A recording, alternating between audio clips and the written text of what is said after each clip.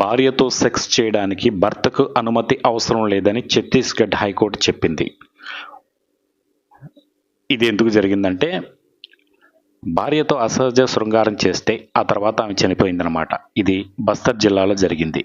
2017లో సదరు భర్తను పోలీసులు అరెస్ట్ చేసి కేసు పెట్టారు. మేజిస్ట్రేట్ ఎదుట భార్య ఇచ్చిన మరణ వాంగ్మూలం ఆధారంగా జగదల్పూర్లోని అదనపు సెషన్స్ న్యాయమూర్తి అతడికి 10 ఏళ్ల కఠిన కారాగార శిక్ష విధించింది. దాన్ని సవాల్ చేస్తూ హైకోర్టులో దాఖలు చేసిన పిటిషన్ జస్టిస్ నరేంద్ర కుమార్ వ్యాస్ ధర్మాసనం విచారించి తీర్పిచ్చింది. 2013లో ఐపీసీ సెక్షన్ 375కి చేసిన సవరణ ప్రకారం నిందితుడి చర్యను నేరంగా పరిగణించలేమని పేర్కొంది.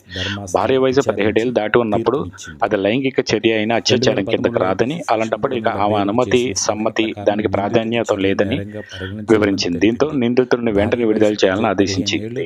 దీంతో భార్యతో అసహజ శృంగారం నేరం కాదని సంచలన ప్రకటన చేసింది.